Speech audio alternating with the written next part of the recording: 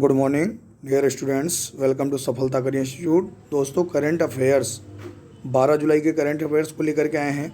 इसमें स्टार्ट करते हैं। पहला क्वेश्चन है आपका, हाल ही में भारतीय रेलवे ने किस वर्ष तक net zero carbon emission transportation network बनाने का लक्ष्य रखा है। यानी भारतीय रेलवे ने किस वर्ष तक net zero carbon emission transportation network बनाने का लक्ष्य रखा है। तो ये जानना जरूरी। ऑप्शंस हैं 2025, नेक्स्ट है 2022, नेक्स्ट है 2030 और नेक्स्ट है जो है इनमें से कोई नहीं। तो राइट आंसर दोस्तों हो जाएगा क्या, 2030। यानी भारतीय रेलवे ने जो टारगेट कर रखा वो 2030 तक कर रखा है कि नेट जीरो कार्बन। क्लियर। अब सबसे पहले जानना जरूरी कि भारतीय रेलवे के वर्तमान मंत्री कौन है। तो वर्तमान की अगर हम बात करेंगे तो रेल मंत्री आपको दोस्तों मालूम होना चाहिए, पीयूष गोयल। क्लियर। अगर पूछेगा स्वतंत्र भारत के प्रथम रेल मंत्री, तो आपको मालूम है दोस्तों जॉन मथाई। कौन थे? जॉन मथाई। क्लियर। नेक्स्ट अगले क्वेश्चन की चर्चा करते हैं। अगला क्वेश्चन है, हाल ही में किस राज्य सरकार ने प्रवासी मजदूरों के लिए रोजगार हेल्पलाइन शुरुआत की है। हाल ही में किस राज्य सरकार ने प्रवासी मजदूरों के लिए रोजगार हेल्पलाइन की शुरुआत की है। झारखंड, जम्मू कश्मीर, नेक्स्ट है छत्तीसगढ़, नेक्स्ट है इनमें से कोई नहीं। तो दोस्तों राइट आंसर क्या हो जाएगा आपका, जम्मू एंड कश्मीर। अब जम्मू एंड कश्मीर के बारे में थोड़ी सी चर्चा करते हैं। यानी प्रवासी मजदूरों के लिए रोजगार हेल्पलाइन की स्टार्टिंग करने वाला स्टेट कौन सा, Jammu and Kashmir. Sir state ना होकर के अब तो यूनियन टेरिटरीज, आपको मालूम है कि ये जो है यूनियन टेरिटरीज बन गया है। और वर्तमान में आपको मालूम होना चाहिए कि इसके जो प्रशासक गिरीश चंद्र मुर्मू। कौन है? गिरीश चंद्र मुर्मू। अब जम्मू एंड कश्मीर की बात कर लेते हैं। यहाँ भी कुछ इंपॉर्टेंट क्वेश्चन बनते हैं जम्मू एंड कश्मीर से। आपसे लिख करके पूछेगा, ऊलर झील भारत में सबसे बड़े मीठे पानी की जो झील है दोस्तों कहाँ स्थित है, वो जम्मू एंड कश्मीर में स्थित ऊलर झील है। क्लियर। नेक्स्ट है आपका, यहाँ से पूछता डची ग्राम राष्ट्रीय उद्यान। डची ग्राम जो है राष्ट्रीय उद्यान, ये कहाँ स्थित है, ये भी दोस्तों जम्मू एंड कश्मीर में। क्या विशेषता है यहाँ कश्मीरी स्टैग, यहाँ जो है कश्मीरी स्टैग या कश्मीरी हिरण पाए जाते हैं। क्लियर। ऐसे ये डल झील हुआ, ऊलर झील हुआ, यानी बहुत सारे क्वेश्चन। साथ साथ में एक मोस्ट बड़ा क्वेश्चन है मिसलिनियस का, सर्वाधिक केसर प्रोडक्शन करने वाला। सर्वाधिक केसर प्रोडक्शन कहाँ से होता है, तो कासे केसर कासे कश्मीर। 1 सेकंड में क्वेश्चन को कर ले जाएंगे। बट आपको जानना जरूरी, इस भी कुछ दिन पहले लगातार ये चर्चा में था। आर्टिकल 370 के तहत ये सब सारी चर्चाएं थी। आगे चल करके कभी इंडिविजुअल जब कश्मीर के बारे में बताएंगे तो सारा जो है सारे मैटर्स को वहाँ लेकर के आएंगे। नेक्स्ट अगले क्वेश्चन की चर्चा करते हैं। हाल ही में किसने दादा साहेब फाल्के पुरस्कार 2020 जीता। दादा साहब फाल्के पुरस्कार 2020। अब आपको सबसे पहले ये जानना जरूरी कि फिल्म के क्षेत्र में दिया जाने वाला सर्वोच्च पुरस्कार, फिल्म के क्षेत्र में दिया जाने वाला सर्वोच्च पुरस्कार आपका कौन सा, दादा साहब फाल्के पुरस्कार। पहला क्वेश्चन तो आपका ही होगा। अब 2020 का किसे नवाजा गया, किसने जीता। ऑप्शन से रूपा श्री कुमार, नेक्स्ट है AK श्री कुमार, नेक्स्ट है केजांग डी थोंगडोक, या इनमें से कोई नहीं। तो ये राइट आंसर हो जाएगा आपका केजांग डी थोंगडोक। अजीब सा नाम आपको लग रहा तो ये दिमाग में रखिएगा, ये 67वां दादा साहब फाल्के पुरस्कार जीते हैं केजांग डी थोंगडोक। इससे पहले आपको मालूम होना चाहिए कि 66वां जो है दादा साहब फाल्के पुरस्कार आपको मालूम है कि अमिताभ बच्चन जी को, किसको दिया गया था, अमिताभ बच्चन जी को। दोस्तों किसको दिया गया था, अमिताभ बच्चन जी को।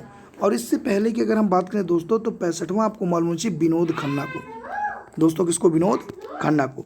और इससे पहले की अगर हम बात करेंगे दोस्तों तो आपको मालूम है काशीनाथनी विश्वनाथन। नेक्स्ट अगले क्वेश्चन की चर्चा करते हैं। अगला क्वेश्चन है आपका, हाल ही में किस देश की बटालियन ने UNIFIL का पर्यावरण पुरस्कार जीता है। श्रीलंका, भारत, बांग्लादेश या इनमें से कोई नहीं। सबसे पहले जानना जरूरी है कि किस देश की बटालियन ने यूनिफिल का पर्यावरण पुरस्कार जीता हुआ है। तो सबसे पहले जानना जरूरी, यूनिफिल का फुल फॉर्म क्या होगा। दोस्तों हो जाएगा United Nations interim force in Lebanon, United Nations interim force in Lebanon. तो यह जो पुरस्कार जीतने का श्रेय जो मिला है, ऑप्शन है श्रीलंका, नेक्स्ट है भारत, नेक्स्ट है बांग्लादेश, नेक्स्ट है इनमें से कोई नहीं। तो राइट आंसर दोस्तों हो जाएगा किसने जीता, भारत ने। अर्थात हाल ही में किस देश की बटालियन ने यूनिफिल का पर्यावरण पुरस्कार जीता है, वह देश दोस्तों कौन सा है, भारत। नेक्स्ट, हाल ही में हॉकी इंडिया का नया अध्यक्ष किसे नियुक्त किया गया। हाल ही में हॉकी इंडिया का नया अध्यक्ष, और आपको मालूम है कि हॉकी जो है आपका भारत का राष्ट्रीय गेम है हॉकी, क्लियर। अब इसकी बात करते तो हॉकी इंडिया का नया अध्यक्ष किसे नियुक्त किया गया, विजेंद्र कोहली। नेक्स्ट है ज्ञानेंद्र निगोम बाब, नेक्स्ट है अक्षय कार्तिक, नेक्स्ट है इनमें से कोई नहीं। तो राइट आंसर दोस्तों हो जाएगा ज्ञानेंद्रो निगोम बाम। राइट आंसर दोस्तों हो जाएगा ज्ञानेंद्रो निगोम बाम। और इससे पहले की अगर हम बात करें कि ज्ञानेंद्रो निगोम बाम से पहले तो आपको मालूम है मुश्ताक अहमद थे दोस्तों। हॉकी के जो है कौन थे, मुश्ताक अहमद। कौन थे, मुश्ताक अहमद। तो ये भी जानना जरूरी कि हॉकी इंडिया के नए अध्यक्ष, जब भी इसके अध्यक्ष वगैरह जब चेंज होते हैं तो क्वेश्चन श्योर बनना ही बनना करंट में। नेक्स्ट, हाल ही में किस राज्य सरकार ने कोविड-19 को रोकने के लिए बड़े पैमाने पर स्वच्छता अभियान चलाया है। हाल ही में किस राज्य सरकार ने कोविड-19 को रोकने के लिए बड़े पैमाने पर स्वच्छता अभियान चलाया, आंध्र प्रदेश, नेक्स्ट है महाराष्ट्र, नेक्स्ट है उत्तर प्रदेश, नेक्स्ट है इनमें से कोई नहीं। तो दोस्तों राइट आंसर क्या हो जाएगा, उत्तर प्रदेश। अर्थात उत्तर प्रदेश सरकार ने कोविड-19 को रोकने के लिए बड़े पैमाने पर स्वच्छता अभियान चलाया। ये विशेषकर फोकस करिएगा उत्तर प्रदेश। बाल श्रमिक विद्या योजना भी स्टार्ट किसने किया, उत्तर प्रदेश ने। प्रवासी राहत मित्र ऐप अर्थात आयुष कवच ऐप, ये स्टार्टिंग करने वाला स्टेट कौन सा दोस्तों, उत्तर प्रदेश। और आपको मालूम आरोग्य सेतु ऐप यहाँ कंपलसरी किया गया कि जितने भी मोबाइल धारक हैं सभी को आरोग्य सेतु एप्लीकेशन डाउनलोड करना कंपलसरी है ताकि कोविड-19 पर कंट्रोल पाया जा सके।